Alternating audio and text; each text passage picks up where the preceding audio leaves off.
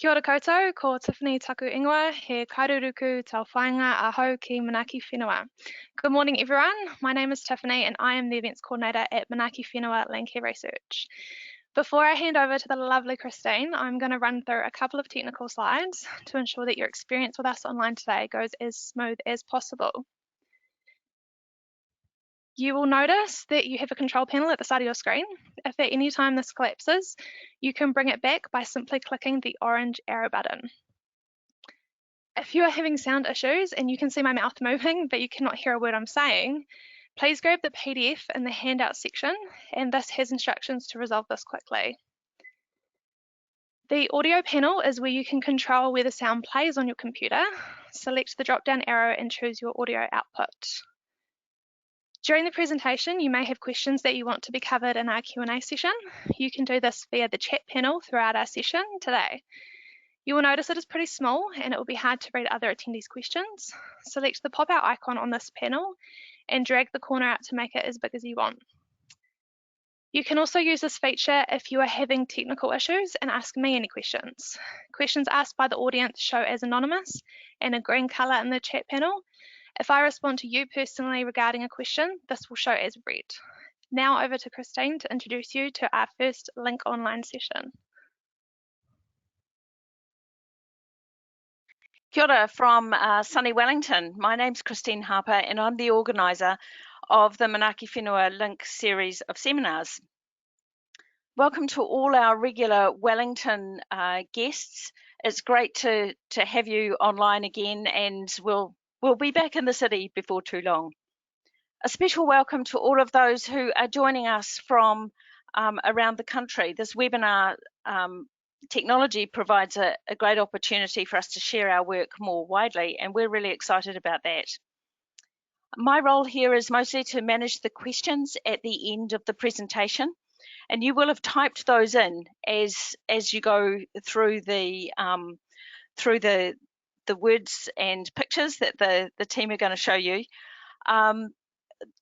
We will identify you when we ask the question, just so that the response can be tailored according to who's asking the question. So just so that you know that. So nothing more from me just at this stage. Over to the team, Patrick Walsh, Nick Craddock-Henry and Susie Greenhouse.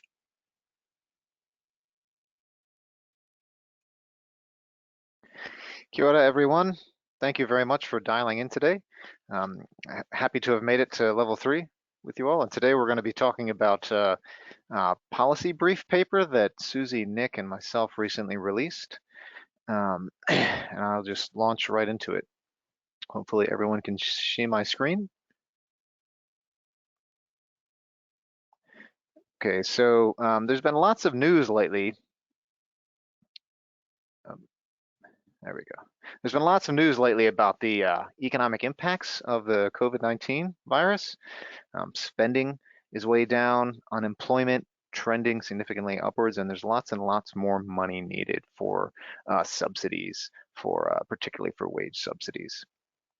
There's also been a lot of New Zealand and international reporting on local government revenue lately. So especially when you talk about councils seeing large shortfalls. So there are several central sources of council revenue, especially rates, fees, and user charges that are declining significantly lately. And last week, we saw a lot of press on Queenstown and tourism, for instance. There are several news sources reporting that they went from the richest to one of the poorest areas. And there's also been several reports both within New Zealand and outside of New Zealand about major infrastructure projects getting suspended. So major road projects, major flood projects, other major funding projects. And so we wanted to bring attention to a way to maximize some of the things that are contained in the stimulus package to achieve multiple goals and help improve benefits to New Zealand overall. And while the pandemic is having major current effects, climate change is projected to have major impacts in the future. And so most models show increases in the frequency and intensity of flooding, which is already causing hundreds of millions of dollars in damages, and as shown in this graph is already trending upwards quite substantially in the last few years. So good planning on resilience is needed. Government systems and infrastructure are already stretched to their limit and may not be able to handle the next series of big floods. And so we want to make sure that we can augment the ability of infrastructure and communities to anticipate, absorb, adapt to, and rapidly recover from potentially disruptive events. And so in our policy brief paper, we present one way to achieve economic relief and resilience by focusing on at-risk areas that also have flood hazards. One way to identify at-risk areas is through vulnerability indicators. There's several potential ones available to do this. We've developed one within Manaki-Whenua called the Economic and Social Vulnerability Index. The census variables we use to create this are listed at the bottom of this slide. But it's based on Susan Cutter's Social Vulnerability Index, which is developed in the US, Brazil, and Europe. And her indicator was developed with an emphasis on natural hazards. They particularly wanted to highlight problems with evacuation and poverty that might prevent, an hurricane or other natural disaster, prevent the potential problems with that. And again, there are several other New Zealand-based indicators that could also be used for this. But since this one we have in-house, we used it to illustrate these initial impacts. Based on this indicator, we can calculate statistically significant clustering so that we can identify hotspots in these at-risk areas. So where we have a lot of clustering, it shows where hot and cold spots are. And we can overlay those with flood risk maps. So in this map, flood risk is represented by a dashed blue line. We can also put flood infrastructure on here. Now, although we don't have great maps or data available on where flood infrastructure is, we do have maps from a previous project on where flood schemes are. And those are areas where people pay extra rates to flood scheme protection. And so those are a rough proxy for where we might expect flood infrastructure to be. And in this map, you can see there are some cross-hatched areas, black cross-hatching on top of and around the flood protected area or the flood hazard areas. And so, the main idea is to fund flood protection in these areas that have hotspots of vulnerability to both economic and social issues, as well as flood risk. And so, an example of this in the Central North Island, you can see a lot of the Waikato Regional Council presented here. And if we zoom in on the right, we get, here's the Ngaruahia area in Waikato. And you can see that there is the river that runs through this town has several flood zones associated with it. And there is some statistically significant clustering of this economic and social vulnerability indicator. Now, one of the benefits of this indicator is we can look into the determinants of the indicator to see what's driving that vulnerability. And in this instance, when we look at the mesh blocks, there's about 50 or so mesh blocks kind of in this area. About 75% of those, the biggest drivers are the number of people without qualifications and the percent of people who smoke. And then there's about 13% of those mesh blocks, people have limited internet access, and so there are access issues. And so another example of this, where you can see the flood schemes and the flood zones a bit better, is in the Hawke's Bay area. You can see on the map on the left in blue the flood hazards, and the red to indicate clustering of the ESVI indicator, and then on the right, the flood zones are taken away and the flood schemes are put in to kind of better see where these crosshatched areas are. And you can see in the majority of places on this map where there is the flood hazards, we also see flood schemes, except there is one spot on the bottom here where we do have some clustering of the ESVI indicator. We do have some flooding, but unfortunately there's no flood scheme there. And similarly to the last map, the drivers in this are also education and the percent of smokers. But if we go to one last map, in the Bay of Plenty area, there's quite a bit of flooding in this area. The red clustering of the ESVI score in this area is driven by the percentage of people over 65. So there's a large amount of people over 65 in this area. And so when it would come to flooding or evacuation needs, that might compound some of the hazards in that area. Nick, it's over to you.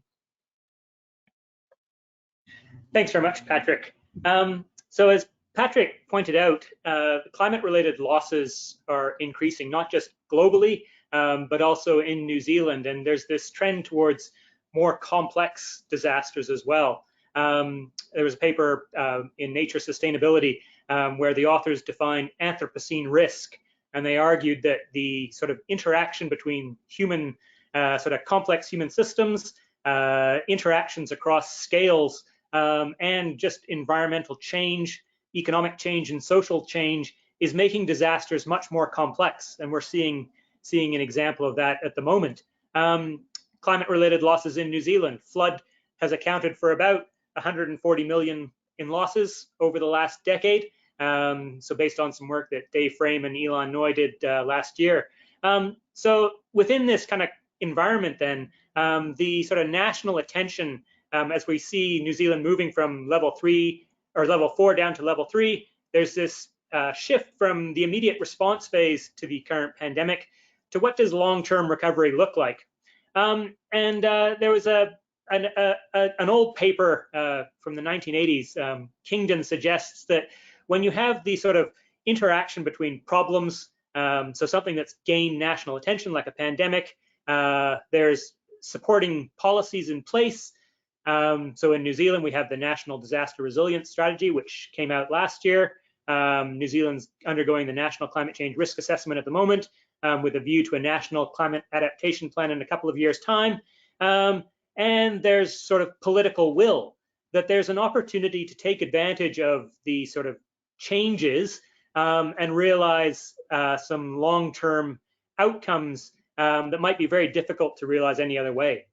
So we see this, the potential then, as a window of opportunity to enhance national resilience, and not just reducing sort of the physical exposure to flood risk, but also really addressing the root causes of vulnerability, which are very often related, as we know from the international literature, to economic and social factors, demographics, as Patrick mentioned, the sort of elderly and the vulnerable, less mobile.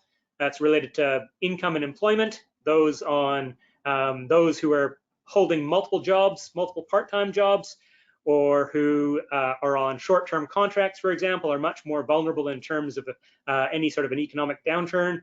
The strains on the emergency response system, and as Patrick pointed out, sectoral vulnerability. The tourism industry is, of course, particularly going to be facing an uphill recovery over the next few years, and so those regions that do rely a lot on tourism will need sort of specific support as well.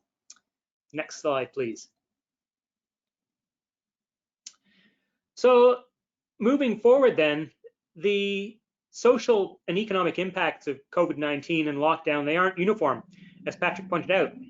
And so there's an opportunity then to sort of really target investments. And not only will those investments pay sort of economic dividends in terms of boosting local employment, supporting regional economic recovery, but there's also an opportunity to sort of really address some of those pandemic-related social and economic pressures, such as underemployment and the like. And one way to do that might be through things like green infrastructure. So rather than simply building existing infrastructure, there's a lot of literature on sort of resilience as bouncing back, but also can it be about bouncing back better? And so one way to do that might be through things like green infrastructure, which provides additional sort of social and economic benefits and can provide recreational opportunities, which benefit sort of well-being, emotional and mental, enhance community identity, contribute to habitat, and can support biodiversity. So there are a number of then ways that we can sort of target investment in a way to address multiple outcomes for resilience, and not simply economic or not just environmental, but some of the social ones as well. Next. And so some of the ways, again, that we have looked at enhancing community resilience really sort of draw on some of the things that have been happening in the sort of climate change adaptation space. And so if we're going to sort of invest in improving or enhancing resilience, there's an opportunity again to sort of build resilience not just to floods or not just to pandemic or not just to drought, but to really sort of consider these things as within the larger context of these multiple interacting stressors in the context of climate change. And so some of you might have seen adaptation pathways, which are being used for coastal management, but they could just as easily be used to look at things like community resilience and well-being. So you can sort of do a similar process where you focus, instead of sea level rise, you might want to focus on the underlying social and economic conditions, and then what are the strategies that you might employ to support those. So engaging community on adaptation, providing learning opportunities, or investing in skills, new skills, water sensitive design, and then you could do a similar process of stepping those out over time and assessing what sorts of investments would be needed and what sorts of decisions would be needed at what point.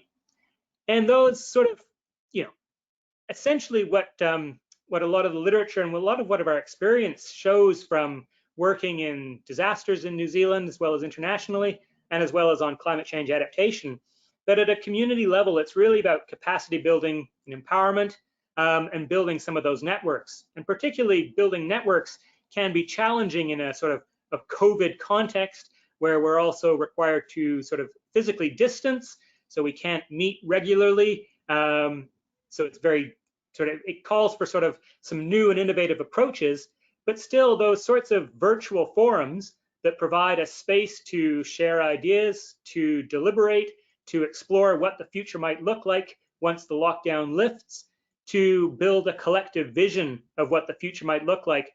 All of those things can be done virtually as well as in a meeting hall somewhere. Next slide.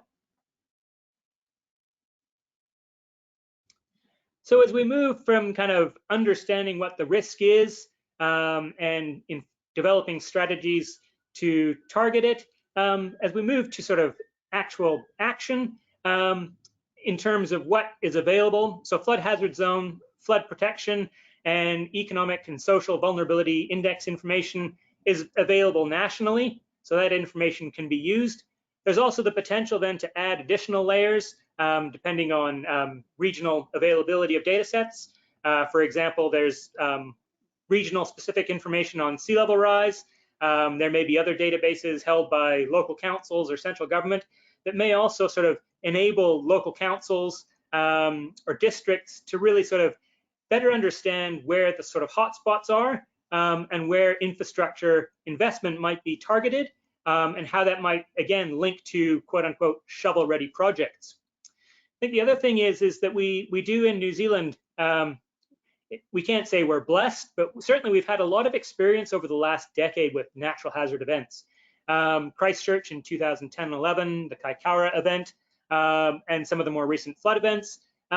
We've learned a lot about what it is that sort of makes resilient communities, or those attributes of individuals, the sort of characteristics that sort of can enable and enhance resilience. Some of those things we've mentioned in terms of networks, sort of being able to sort of envision what the future looks like. There's evidence from Kaikoura that, simply, in the post-quake Kaikoura, of course, all of the restaurants, they were facing an economic downturn, so the restaurants got together, decided not to compete, and actually work together to provide food for the road construction crews. So those sort of attributes of resilient characteristic, or of resilience, trust, cooperation, strong networks, confidence in good governance, things like that. We know what those things are from sort of experience with natural hazard events. However, there is still sort of, and we can build on that experience and that insight for sort of realizing desirable outcomes for communities facing pandemics and other stressors. But there may be other things that we still need to better understand, particularly given the sort of invisible nature of the risk that we're facing. It's much less visible than an earthquake, for example, and the limitations of actually sort of interacting with one another. but hopefully this has given you some ideas of how we might start to really consider the interaction between those social and physical and economic characteristics of communities and what might be needed. Next.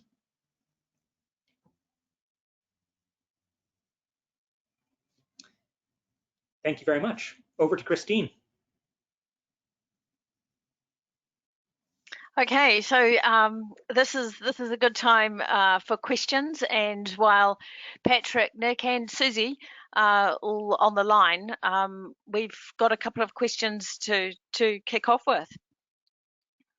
First of all, Sarah Golden-Ing has asked, are the social vulnerability maps available for the CDEM sector? And if so, how do they get that information? Now, I suspect you might have touched on that just at the end, Nick.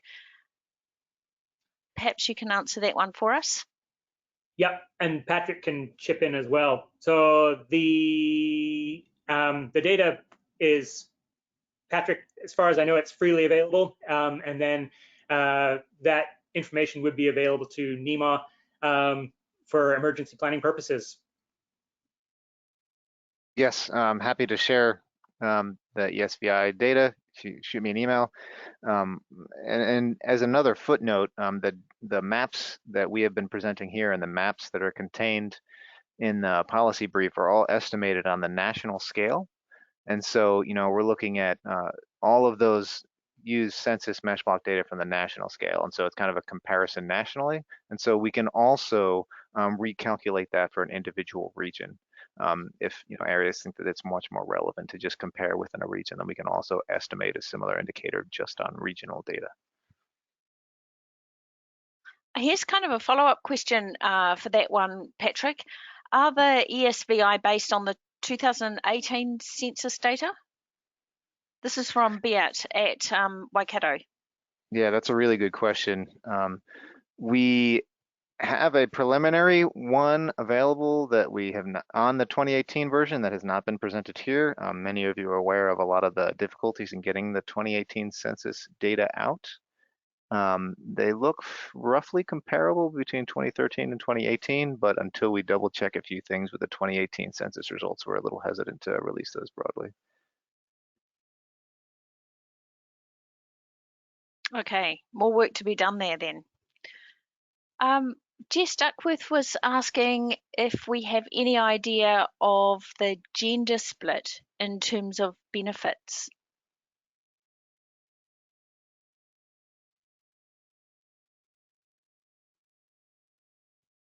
And I'm going to assume that that's in terms of the benefits that we're looking at in the social vulnerability analysis.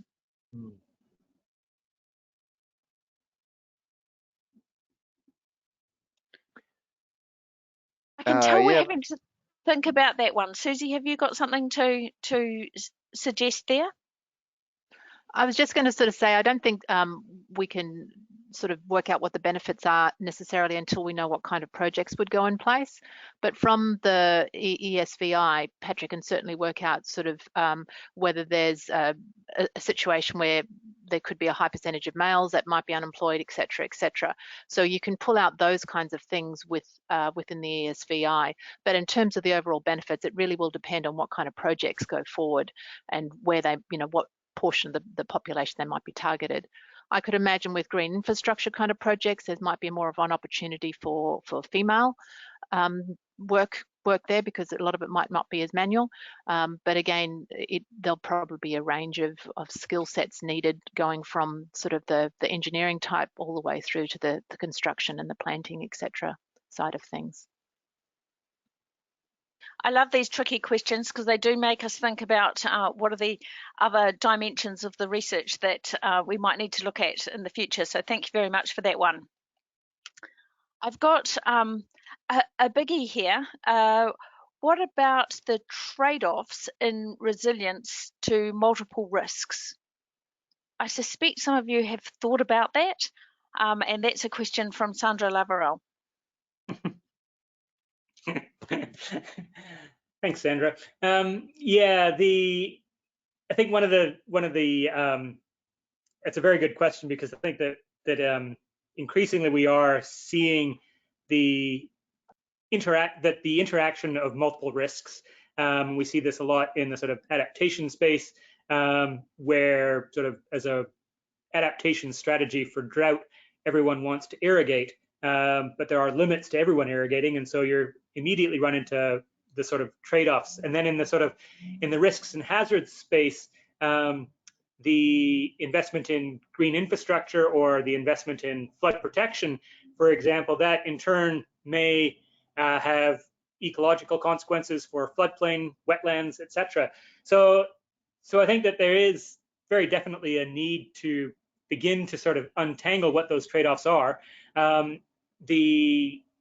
that's one of the sort of limitations and one of the criticisms often of those sort of indicator-based frameworks is that they kind of they lose some of the nuance at the local level, and aren't as effective at sort of identifying where those pinch points and trade-offs and synergies potentially might be. So it's definitely something we need to look at in more detail. Right, I think we've got time for just one or two more questions. This one's a long one, but I think it's quite a pertinent one. Suze Keith is asking, the shovel-ready project criteria includes reference to the Sustainable Development Goals. How can we develop a set of performance measures relating to climate resilience, which helps to describe the multiple outcomes that can eventuate from well-defined infrastructure responses to flood protection?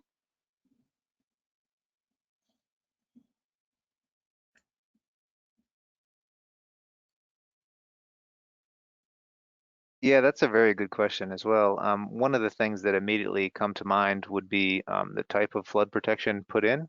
There's been a reasonable amount of work done in this in New Zealand and internationally on, hard versus soft infrastructure. In some places, you kind of only have one choice of putting in some large concrete protection structures, but those also have concerns when it comes to the amount of energy required to create them, and the materials going in might diminish other climate goals. So, there's been a lot of people pushing for green infrastructure approaches to put in more sustainable ripraps and things like that when it comes to flood protection. But yeah, I think that's definitely an area where there's some really good hard thinking that needs to happen. Yeah, and you can also oh, sorry, and the Sustainable Development Goals also, I think the other sort of potential there is to really take a broad view of all the Sustainable Development Goals. For example, there's goals around education and learning, around water quality that you could, and there is some work that's been done at Manaki Whenua on the SDGs as well. I think there's another policy brief on the SDGs, where you could probably begin to sort of start to identify some of those potential opportunities. The other thing to do would be to apply a well-being or a living standards framework over this as well, and identify where there might be, again, some opportunities to realize some of those sort of multiple outcomes as well. Thanks. We're just going to squeeze in the second part of a question asked by Tom Burkett. He's asking us what, in our opinion, your opinion, do we need to do over the next 5 years to establish New Zealand as a global leader in community resilience and applying this thinking on scale? I think that's a great ending point. Maybe we can have a couple of thoughts on that from you, Patrick, then Nick, and then maybe Susie, just to wrap us up.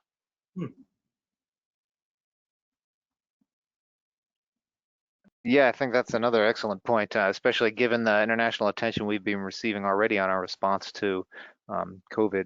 It would be nice to also push that goodwill into other areas. And so, yeah, I think there's a few good ways. Certainly, some of the things people have already mentioned with optimizing along multiple goals, bringing sustainable development goals. I'm not sure, you'd hope you could do that within the 5-year plan. But there are also several proposals right now, research programs put together by NIWA and Manaki Whenua, other Crown Research Institutes and academic institutions that attempt to deal with some of these issues. There's currently a MB program submitted on flood hazards, which should go into a lot more of the social aspects of flooding and improving those things from an economic perspective as well. So, hopefully some of that research can go forward and address a lot of these issues. Anything to add to that, Nick? Yeah, I would just say there's probably two opportunities to really scale this sort of thing up. One is certainly with the national science challenges and the investment in Deep South and resilience to nature's challenges. I think that there is a real opportunity to think more collaboratively and work across the challenges. And I say that as being involved in both of them. But I think that the other thing that really might potentially drive change is at a community level, empowering communities, giving communities tools to help explore their own futures, and enabling them to, providing them with the resources to sort of realize ambitions towards those futures. And we've seen that in places like Kaikoura, where the community has really sort of come together and is charting a very different course for itself. So I think that there are some examples we can learn from throughout New Zealand and sort of seed those in other communities that are sort of priorities. Final word from you, Susie? Yeah, because I actually think that both Nick and Patrick have answered that quite well, but I think it would be worth to remember that New Zealand is in a very unique situation. We have started that collaboration, participatory sort of journey, probably with the freshwater processes about 10, 12 years ago. And while we might be second guessing whether that was the best way to move forward, etc., what we really have to think about was what are the benefits that have come out of that and how do we actually leverage those opportunities? And I think you'll find that there's lots of opportunities that we've created through processes like those and other participatory processes that regions and national governments have done.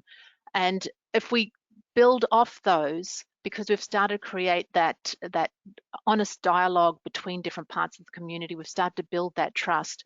I think that's a really, really solid foundation for actually starting to deal with some of the really hard questions, the hard decisions that we're going to have to make. And at the moment, we're going to have to make some really hard decisions because our economy has taken a battering. And at some point, we have to work out, okay, is it money at all costs and therefore we leave people behind? Or is there an equitable way that we can actually start rebuilding communities in such a way that we actually benefit more people and the environment? Sorry, that's just a little plug at the end. Great. Look, our time is up. We've actually gone a little bit over time. There's still more questions here for us to ask, but we will capture those questions and try to respond to them in our various follow-ups.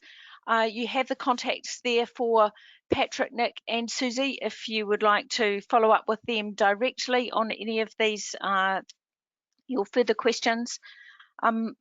Thanks for joining us. I hope you found it valuable. You will receive an email with a link to this live performance, so you can review it again and share it with your colleagues as well. We're building a weekly schedule of webinars, and you will receive further invitations unless you tell me that you're not interested. They will come directly from me, so you have my email address. The next one is about the land cover database and the launch of version 5 of that database. The webinar will be on Thursday, the 7th of May. So from here, thanks again and goodbye, and we hope to see you again next week.